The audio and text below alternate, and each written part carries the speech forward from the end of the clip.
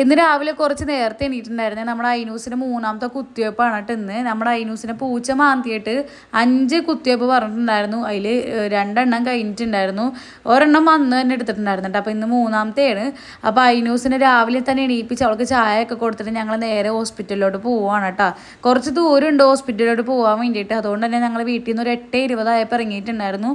ഞങ്ങൾക്ക് കറക്റ്റ് ഒരു 9 മണിയാകുമ്പോൾ ഹോസ്പിറ്റലിൽ എത്തണം. അതുകൊണ്ട് വേണ്ടിയിട്ടാട്ടോ ഞങ്ങൾ ഈ ഒരു ടൈമായപ്പോൾ ഇറങ്ങിയിരിക്കുന്നത്. തിരിച്ച് വന്നിട്ട് ഐനൂസിനെ നേരെ അംഗൻവാടിയിലോട്ട് ആക്കണം കേട്ടോ. വീട് മാറുന്നതുകൊണ്ട് തന്നെ ഐനൂസിനെ വീട്ടിൽ നിർത്തണ്ടെന്ന് വിചാരിച്ചു. കാരണം ഭയങ്കര പൊടിയും കാര്യങ്ങളൊക്കെ അല്ലേ. അപ്പോൾ അവൾക്ക് വീണ്ടും വയ്യാണ്ടാവുമല്ലോ. അപ്പോൾ അതുകൊണ്ടിട്ട് ഞാൻ അവളെ നേഴ്സറിൽ വിടാമെന്നാണ് വിചാരിച്ചേക്കുന്നത്. അങ്ങനെ ഞങ്ങൾ നേരെ ഹോസ്പിറ്റലിലെത്തി OP ഷീറ്റൊക്കെ എടുത്ത് ഡോക്ടറിനെ കണ്ട് ഡോക്ടറിനെ കൊണ്ട് സൈൻ ചെയ്യിപ്പിച്ചിട്ടുണ്ടായിരുന്നു കേട്ടോ.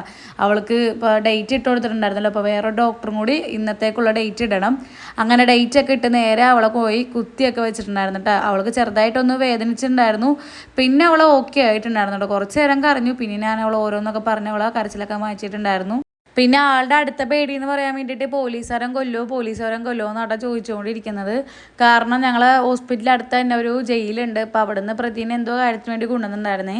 അപ്പോൾ ആളുടെ ചോദ്യം മൊത്തം ഇതായിരുന്നു കേട്ടോ, പോലീസുകാരൻ കൊല്ലുമോ. അതല്ല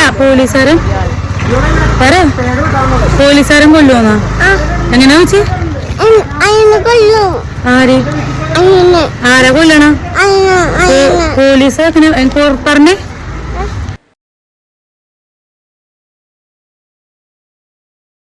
അങ്ങനെ ഹോസ്പിറ്റലിലെ കാര്യങ്ങളൊക്കെ കഴിഞ്ഞപ്പോൾ ഞങ്ങൾ നേരെ തിരിച്ച് വീട്ടിലോട്ട് പോവുകയാണ് കേട്ടോ. പിന്നെ ബസ്സൊക്കെ കയറി നേരെ ഓട്ടോ പിടിച്ച് ഞങ്ങൾ വീട് എത്തിയിട്ടുണ്ട്. പിന്നെ ഐനൂസിന് നേരെ ഫുഡ് കൊടുക്കാൻ വേണ്ടി ഇരുന്നിട്ടുണ്ട് കേട്ടോ. പുട്ടും അതുപോലെ തന്നെ കടലക്കറി ആയിരുന്നേ. ഇത് ഇക്കാക്കയുടെ ഫ്രണ്ടിൻ്റെ വീട്ടിൽ നിന്ന് കൊടുത്തതാണ് കേട്ടോ കടലക്കറി. ഞങ്ങൾ വീട് മാറുന്നതുകൊണ്ട് തന്നെ ഞങ്ങൾക്ക് ഫുഡൊക്കെ മിക്കതും അവിടെ നിന്ന് തന്നെയായിരുന്നു കേട്ടോ.